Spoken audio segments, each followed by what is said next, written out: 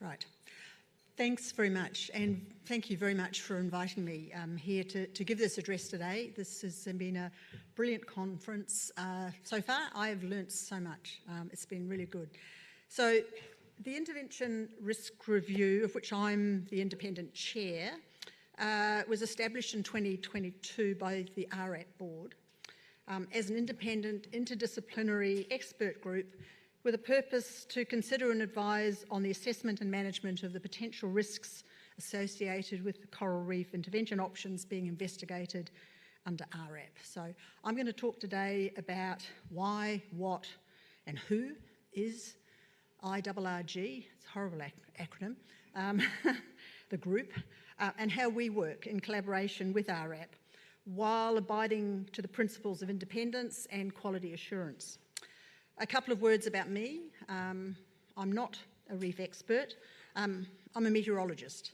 But I've spent a large part of my career trying to work across and understand and monitor the whole of the Earth system, to really look at the various elements of it and work out how it works together. So from the reef to the deep ocean, land and atmosphere, to polar regions and space.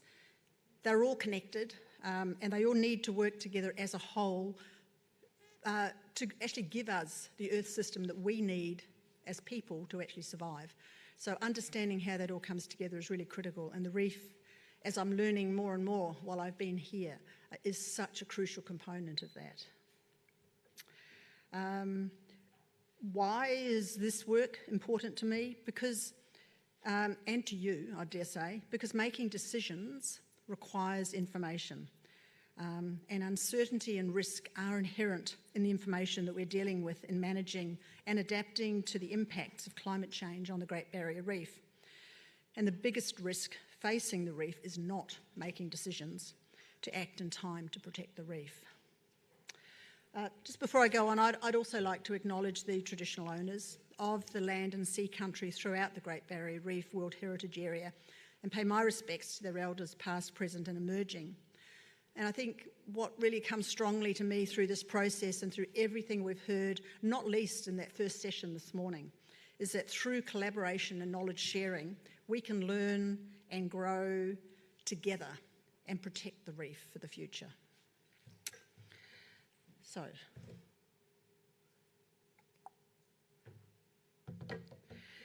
as we've heard a lot about RRAP, so I don't need to say too much about that here, but what RRAP is aiming to do is to create an integrated set of reef interventions to help protect the future of the reef. The goal is to provide reef managers and decision makers, and that word decision is really important, with an innovative suite of interventions that are safe, acceptable, and at a scale to be effective to help the reef resist, adapt, and recover from the impacts of climate change. Importantly, in conjunction with best practice reef management. And even more importantly, achieving the best outcomes for the reef and the planet as a whole depends on urgent, nationally and globally coordinated actions to reduce emissions and avert further global heating. We all have to do our part. I've heard that before. I think Bob said it just recently, many times. So the RRAP interventions are broadly focused on cooling and shading the reef, assisting reef species to adapt to the changing environment, and supporting natural restoration of damaged and degraded reefs. While the focus of RRAP is on the Great Barrier Reef, these same solutions could also be applied to other reefs in Australia and around the world. And the work that we're doing in IRRG complements that and will help, we very strongly believe, will help in assisting these interventions to be these type of interventions to be implemented more broadly. The group itself is a new and a unique concept whose key role is to assess and provide independent, quality-assured guidance and advice on the management of risk associated with the interventions being developed. The group was established by the board to assist not just in fulfilling its own oversight responsibilities in relation to the management of intervention risk, but importantly, we perform an important externally facing role, informing and advising regulators, reef managers, and other interested stakeholders.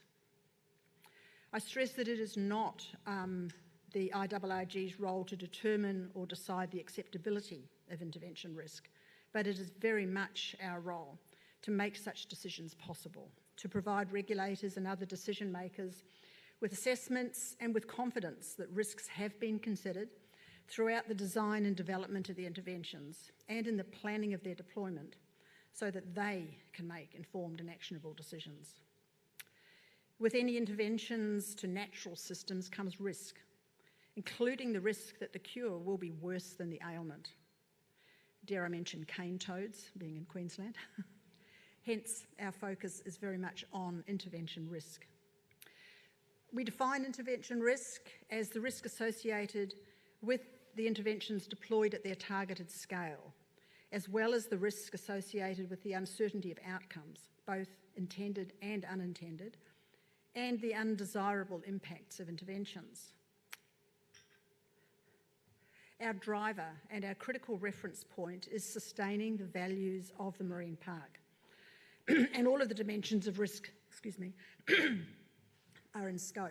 Environmental risk, biodiversity, Indigenous heritage, cultural, social and economic risk, as well as the broader risks associated with intervention readiness and achievement of the program goals. As we've heard very much through this meeting and again this morning, traditional owner communities are engaged at all stages of the proposed interventions through the design, the development and deployment planning. And importantly, they are also very heavily engaged in our risk review process. Phil, who we heard from this morning, is a member of our group, and we're very proud to have him in our group. Risk is sometimes regarded as a scary, negative thing, a focus on all the things that can go wrong. It's often expressed as a failure to do something or to achieve something, and on how to minimise the worst possible outcomes. However, done well, risk is a powerful management and decision-making tool, enhancing the quality and achievability of desired outcomes and improving the efficiency with which they're delivered. The best practice in risk management is to be ahead of the game, to lean into risk and integrate risk assessment as a routine part of management and decision-making. Independence and transparency are key to the integrity and effectiveness of risk assessment, but at the same time, the process must be interactive and systematic. It needs to be a two-way process. Effective risk management, risk assessment and risk management is not something that just gets introduced by rolling in a risk team once the fun work has been done. Integrating risk assessment throughout the R&D process, right through to deployment planning, normalises risk as just part of doing business, rather than as an added impost at the end. If I can use an analogy, the IRRG is not the risk police nor the risk judge and jury. It's more like the risk Royal Flying Doctor Service. We're flying along beside you and with you to help achieve the best outcomes. When I described the IRRG recently to a colleague, she said, that sounds a lot like co-design. And as with anyone who's experienced good co-design, you know it might take a bit longer, but it does deliver better outcomes in the end. So what exactly do we do? Who are we and what do we deliver? Firstly, who are we? The group comprises independent experts from Australia and overseas, spanning all the relevant expertise from coral reef and related sciences, climate change impacts and adaptation, traditional owners, cultural values and heritage, social licence and community, decision-making systems, large-scale project management, risk modelling in natural and complex systems, risk and uncertainty assessment, policy formulation and environmental management, and more. And in fact, listening this morning to the legal the work being done at the University of Queensland, I think we need someone from the legal side on our group as well. So we span the full intervention and risk value chain. We each bring our expertise to the table or to the plane, and we're sharing generously. Importantly, we also have a Reef Authority representative attending our group meetings and workshops as an observer, building their confidence in what we can deliver and providing value context for us about the regulatory process.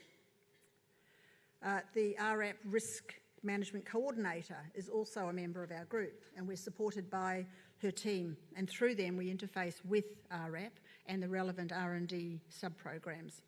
But at every step of the way, while we work closely with them, the independence of the group and its members and the transparency of our process and advice is paramount. So formally, the group reports through the RRAP Risk Subcommittee to the board and liaises closely with the RRAP Steering Committee, which is chaired by the RRAP Executive Director. We work together. It is a joint process, but with well-defined respective roles. The result is a comprehensive evaluation of any proposed reef intervention with respect to the likelihood of intended positive outcomes and benefits, as well as the risk and magnitude of potential unintended consequences.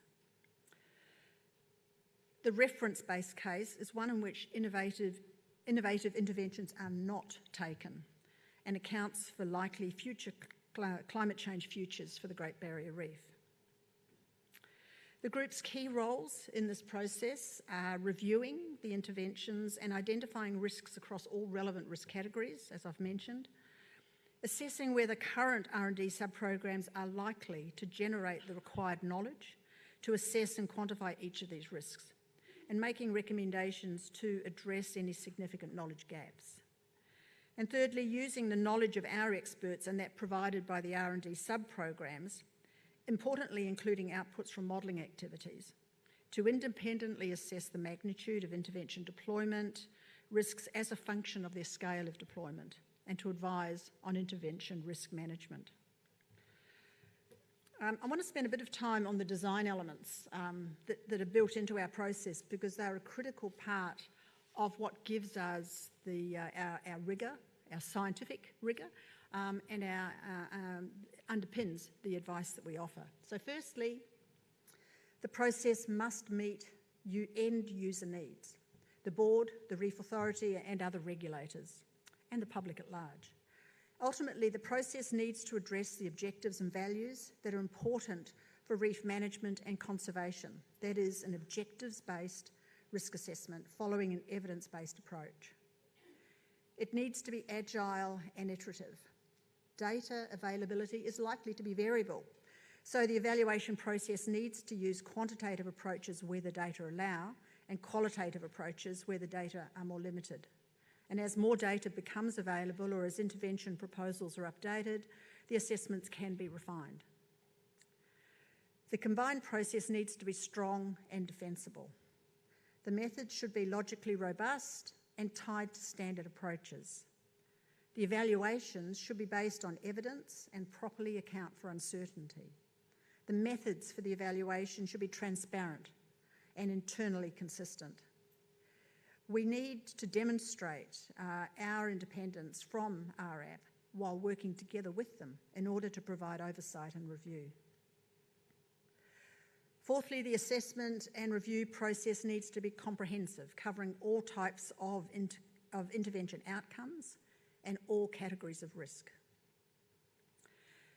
The evaluation and review process needs to be flexible to fit the needs of specific individual interventions while also maintaining a level of consistency that allows comparison across interventions. The outputs of the process need to inform balanced decisions, allowing regulators to weigh the benefits of interventions against their risks, against the backdrop of the impact of climate change on the reef. The process needs to have clear and accessible outputs that are easily understood by both technical and non-technical audiences. And lastly, it needs to be achievable, both in the required time frame and within the available resources. In a moment, I'll show you a visual representation of our process. It looks a bit scary. It has a lot of detail in it, and I'm not going to dwell on the detail, but it is illustrative of the above joint process. But firstly, just a bit more about our guiding principles. and some colourful fish. These are the guiding principles that drive our work and which hopefully give confidence that we're genuinely committed to delivering on our mandate. At the highest level, and intrinsically this goes right through our work, is a commitment to quality assurance and independence. So quality assurance is that part of quality management that seeks to provide confidence that quality requirements will be met. In the early stages of assessment, the group focuses on the methods that RRAP plans to use for risk and outcome identification, analysis and evaluation, thus helping to move quality management into the earliest stages of the process. At later stages, the group provides review and assurance that the risk and outcome assessment methods have been carried out as intended. As a result, we hope to offer to regulators and other decision makers, as well as the public, assurance that the assessments of interventions have been carried out well, that the risks have been properly characterised and described, that the regulators have the information they need to make informed decisions regarding proceeding with the interventions. Importantly, the group seeks to maintain its independence so that it can provide quality assurance that's unfettered by even the perception of motivational bias. Through the many points of interaction between IRRG and RRAP, there is a risk that members of the group will become invested in the interventions designed by RRAP. But we seek to avoid this through clear articulation of our standards, scrupulous detachment from any sense of intellectual ownership in the interventions, and maintenance of a sceptical and constructive working relationship with RRAP. And so we adopt a number of other best practice approaches through our work, particularly around transparent engagement. So early engagement can enhance the development of proposals by identifying potential risk and beneficial modifications.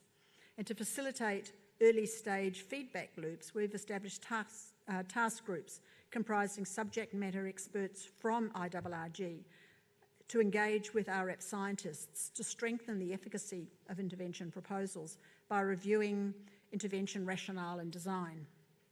Contributions from IRRG members in such discussions do not constitute endorsement, and written reports are provided back to group members to ensure transparency.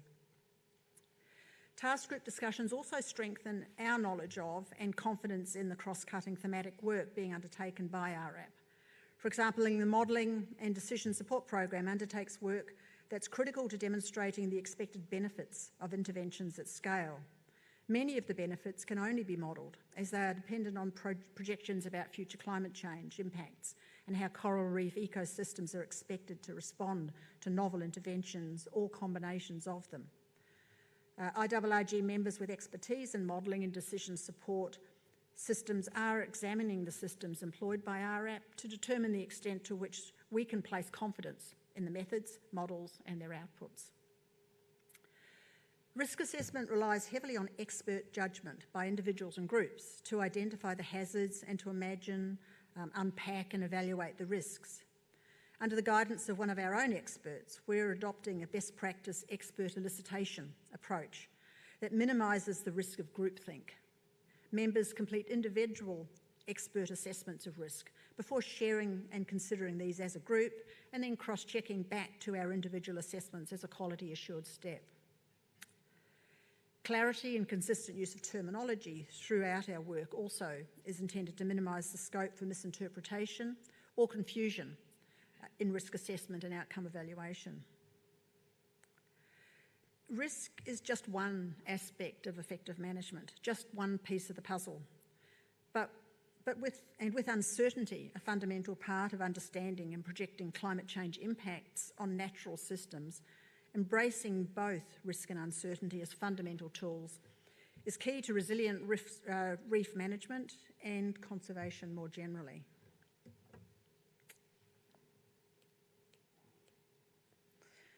So, as threatened, here's that scary diagram which shows the whole of the intervention risk review process, or at least the part of it that we've explored so far. I think we're adding more and more loops as we go on.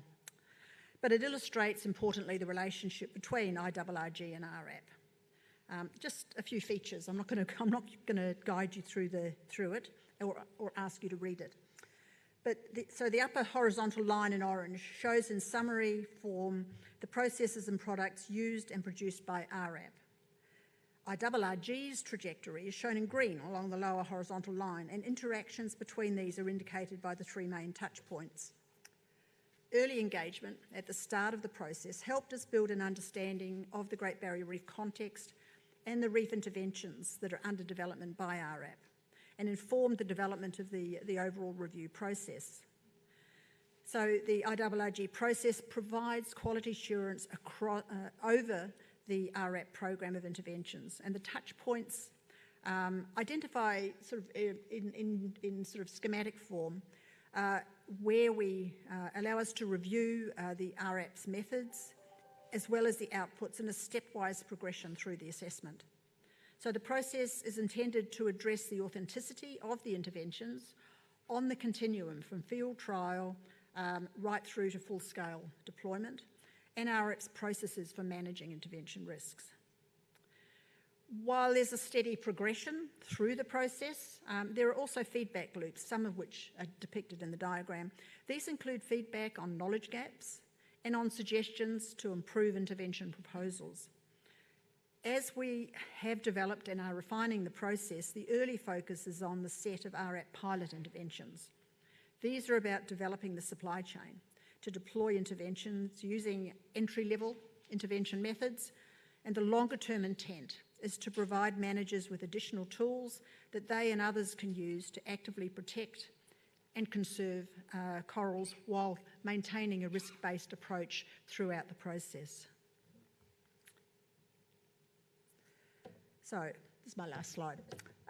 Understanding risk and uncertainty are powerful tools for decision making. The IPCC's use of uncertainty estimates is a transparent part of its scientific rigour, intended to convey the appropriate level of confidence in their findings and to inform decisions and actions regarding climate change mitigation and adaptation. Sadly, too often, uncertainty is used as a reason for inaction by detractors who consider that without perfect information, no decision should be taken. This was parodied brilliantly in the movie Don't Look Up, which was rather sad, but unfortunately too close to the truth.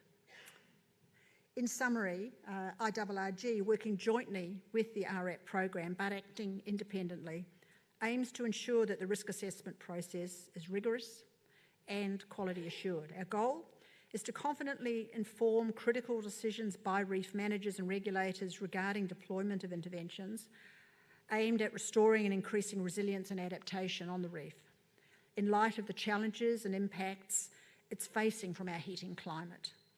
As noted earlier, the biggest risk to the reef is not making those critical decisions and not acting.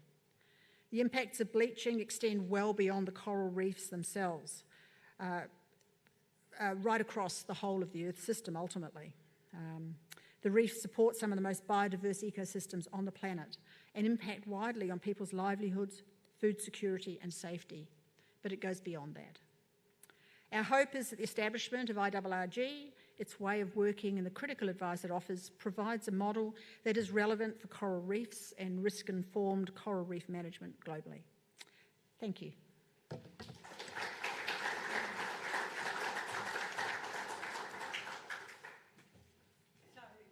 Thank you very much, Sue.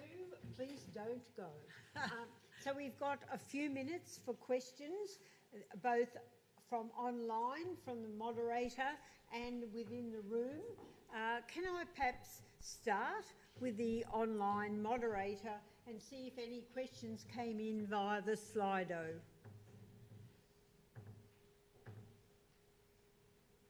Well, just sounds like they didn't. So how about some questions from within the room, please?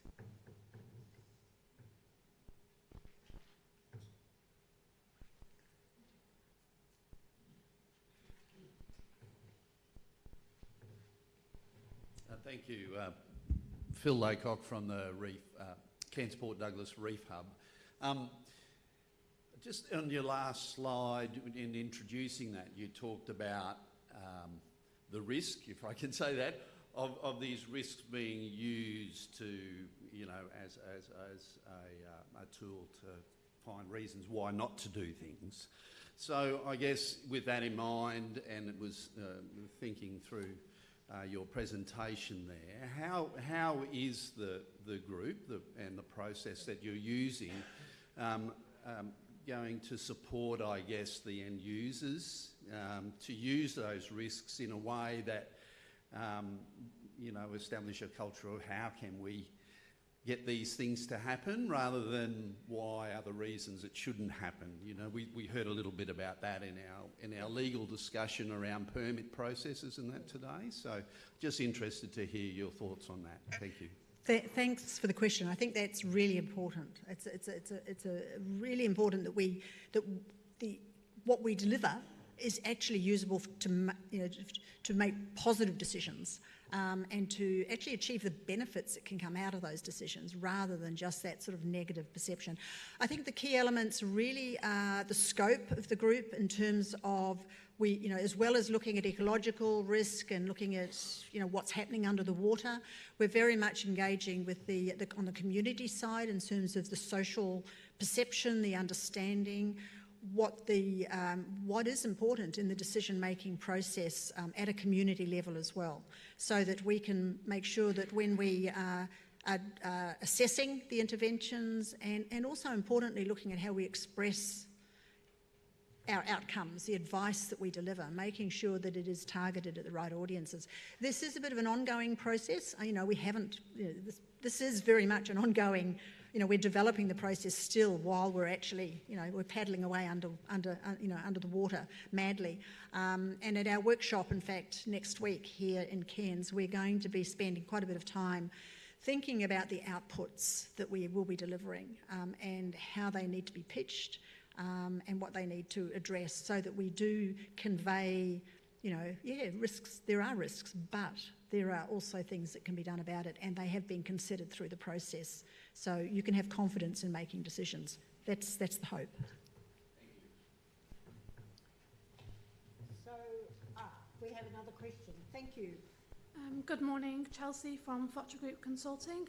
I notice in the review approach diagram, in the first box, but the bottom box, you mentioned perform metrics, but I don't see much in the way of synthesizing or sort of review of the metrics to make those informed decisions for intervention-specific methods or program level program decisions or actual creation of new programs for that particular metric. I guess I didn't go into that level of detail in the presentation, but that's certainly, we are in our process very much looking at how we quantify what we're doing, the decisions that are being taken. And again, as part of this evolving process, one of the things that we're going to be focused on in the coming week is actually how we trace and track the decisions that we're making so that that can be built into the advice that we deliver. So it is an ongoing process, but I can certainly go into it a bit more with you from offline. The metric data that is created. Yeah. So, there's time for one more question. Over there, yes, please.